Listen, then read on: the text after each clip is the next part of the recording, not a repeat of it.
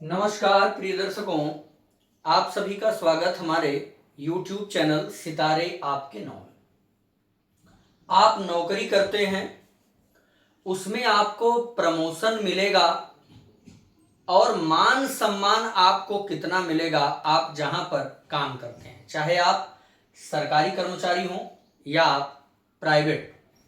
आपको आपके कार्यस्थल पर कितना मान सम्मान, कितना लोग आपका अदब रखेंगे और आप जिस पद पे काम कर रहे हैं क्या वहां से आगे बढ़ने का मौका मिलेगा या उसी पद से आपको रिटायरमेंट लेना पड़ेगा। आज इस पर गहन अध्ययन और संपूर्ण चर्चा हम करने वाले हैं। प्रिय दर्शकों, बने रहिए वीडियो के साथ। जो भी दर्शक हमें लाइव में देख रहे हैं, आज का हमारा विषय है आपकी नौकरी में प्रमोशन के साथ मान सम्मान है या नहीं। बहुत से लोगों को देखा गया कि उनकी नौकरी में उनको प्रमोशन जब भी सोचे मिलता जाता है, लेकिन उनके पद पर रहने के बाद उनके जो आसपास के कर्मचारी हैं या जिस पब्लिक के बीच वो कार्य कर रहे हैं, बहुत ज़्यादा उनका रुतबा नहीं रहता। बहुत ज़्यादा उनका जो है ना, क्या कह सकते हैं कि लोग प्रभाव उनका नहीं समझते। हल्कापन, एक नॉर्मल इंसान की भांति उनसे कोई भी बात कर लेता, जबकि उसी पद पर आसीन होने के बाद एक दूसरा व्यक्ति अपना रुतबा मचा लेता है, दबदबा कायम कर लेता है। जहां जाता है वहां उसका दबदबा बना होता है। आइए इस पर हम विशेष चर्चा करेंगे। और प्रिय मित्रों, इस सारे भूमिका को जो बनाने वाला ग्रह है वह आपके जन्म कुंडली के दो ग्रह मुख्य रूप से काम करेंगे। पहला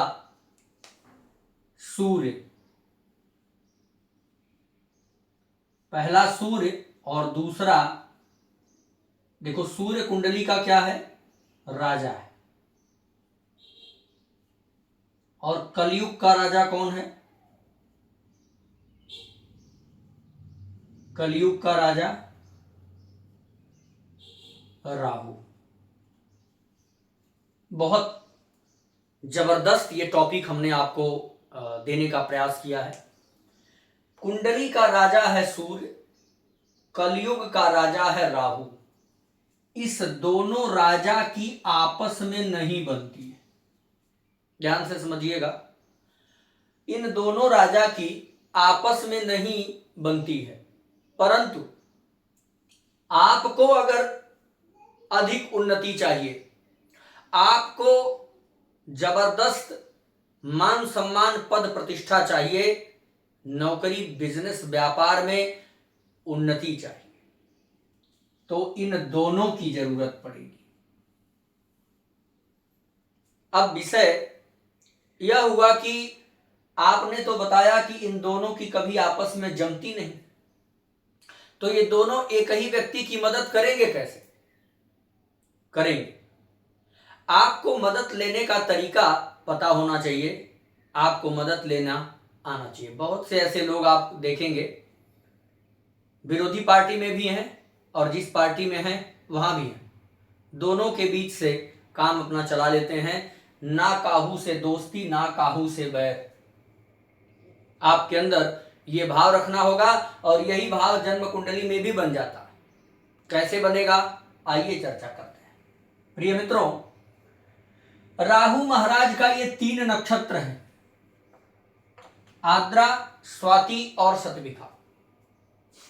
ध्यान से समझिएगा, जन्म कुंडली के किसी भी प्रकार से कर्म भाव में राहु बैठे हो, कर्म भाव पर राहु की दृष्टि हो या कर्म भाव से राहु केंद्र में हो, समझते चलिएगा।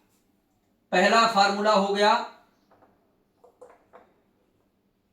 कर्म भाव में राहु, दूसरा हो गया कर्म भाव पर दृष्टि, तीसरा हो गया कर्म भाव से केंद्र में। अब देखिए, या तो यहां राहु बैठा हो या फिर 5, 7, 9 दृष्टि बनाए, या तो राहु यहां बैठ जाए या फिर यहां बैठ जाए, और या फिर 1 2 1 2 3 4 5 6 7 8 9, या तो दूसरे घर में हो, चौथे घर में हो, या फिर छठवें घर में अगर राहु बैठा हो तो आपके कर्म भाव से संबंध उसका बन गया, या कर्म भाव में स्वयं बैठा हो। अगला बनता है कर्म भाव से केंद्र में हो, तो एक तो यहां बैठा हो, या 1 2 3 4, या तो लग्न में हो, या फिर 5 6 7, या तो यहां हो, या 8 9 10 सप्तम में हो। अगर इन भावों में राहु है तो आपका एक राजा तो आपके पक्ष में आ गया, एक राजा आपके पक्ष में आ गया है, वह आपको पदोन्नति दिलाएगा, आपको फर्श से अर्श की यात्रा कराएगा। दूसरा राजा कैसे सही होगा? दूसरा राजा राहु महाराज के नक्षत्र में बैठ जाए, आर्द्रा में, स्वाति में या शतभिखा में अगर बैठा, ध्यान रखिएगा, या तो राहु के नक्षत्र में सूर्य बैठा हो, या राहु जिस राशि में बैठा हो उस राशि के स्वामी के साथ सूर्य कुंडली में बैठा हो। फिर से समझिए, मान लीजिए यहां मीन राशि है, राहु यहां मीन राशि में बैठा हो तो मीन राशि यानी 12 नंबर का स्वामी हो जाएगा गुरु। अब पूरे कुंडली में कहीं भी गुरु प्लस सूर्य हो, और हमने राहु के साथ जो फार्मूला बताया ये फार्मूला लग जाए, तो आप जहां भी नौकरी करेंगे वहां पदोन्नति आपको मिलेगी ही मिलेगी, वहां आपको उन्नति मिलेगी, आपका प्रमोशन होना निश्चित है। लेकिन मान सम्मान आपको मिलेगा या नहीं मिलेगा, इसका निर्धारण कौन करेगा? प्रिय मित्रों, इसका निर्धारण सूर्य प्लस मंगल, मंगल और सूर्य किसी भी प्रकार से जन्म कुंडली में संबंध बनाते हो तो मान सम्मान मिलेगा। आप नोट कर लीजिएगा कैसे कैसे संबंध बने: दृष्टि संबंध, युति संबंध, राशि परिवर्तन, नक्षत्र संबंध, केंद्र संबंध या त्रिकोण संबंध। मुख्य रूप से इतने संबंध बन सकते हैं।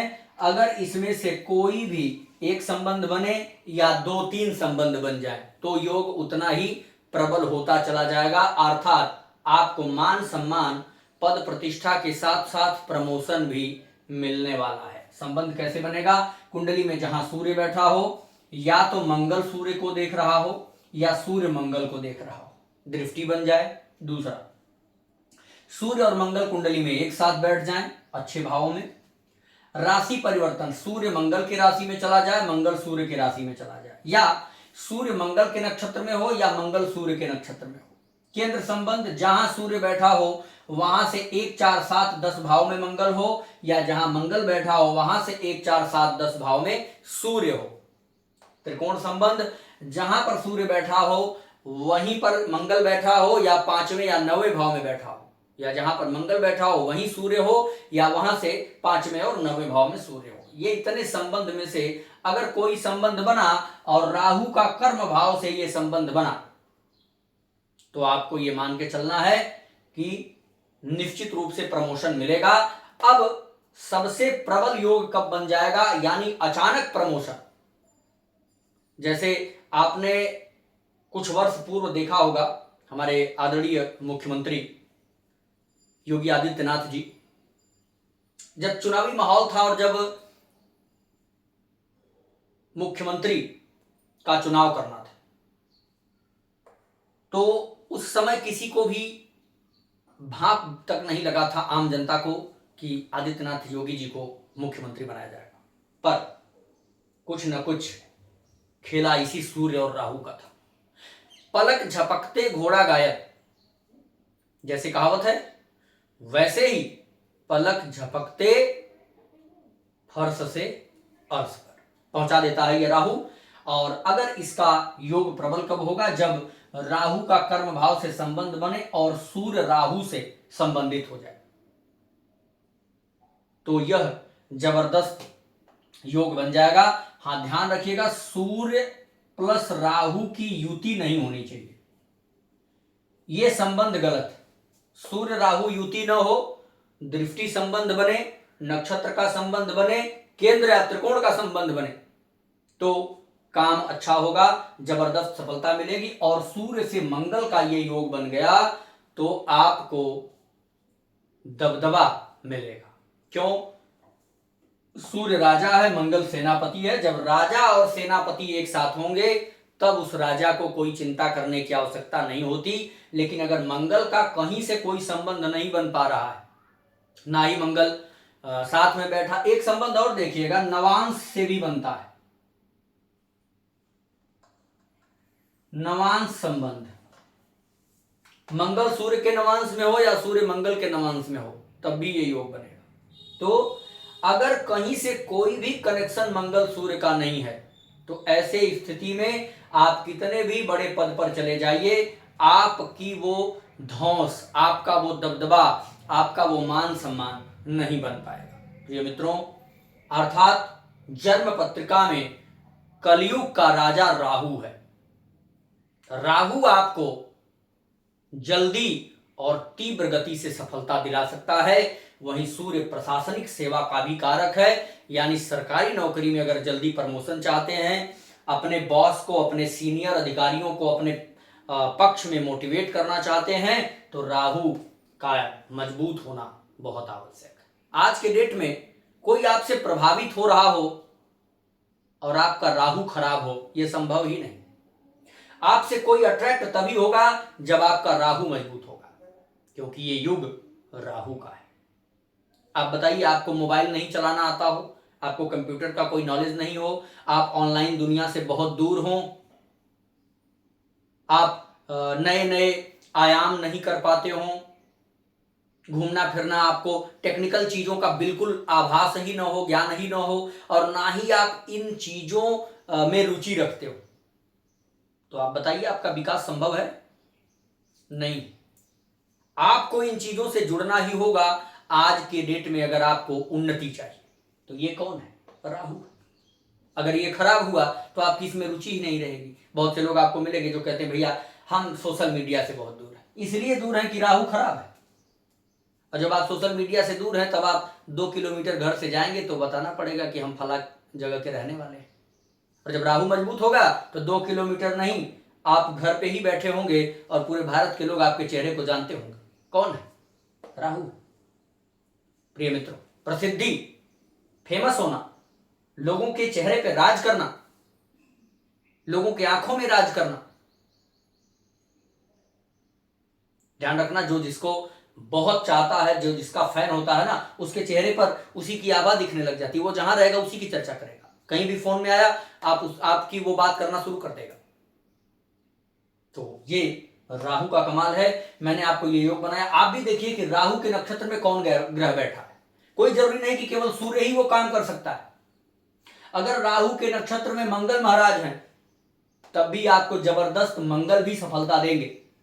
यानी मैं आपको बताना चाहता हूं कि राहु महाराज के जो नक्षत्र में होंगे, राहु के जो संबंध में होंगे, राहु के जो दृष्टि में होंगे, राहु अपना काम उनसे समय समय पे कराएंगे। अब स्थिति बनती है कि राहु कहां कहां अच्छा रिजल्ट देते हैं। सबसे बेहतर रिजल्ट देंगे आपको ये 3रे में, 11वें में, 6वें में भी। 3, 6, 11 में राहु बेहतर रिस्पॉन्स देते हैं। वहीं पंचम में, नवम में, चतुर्थ में, सप्तम में, दशम में और लग्न में, ये भी भाव राहु के अच्छे हैं।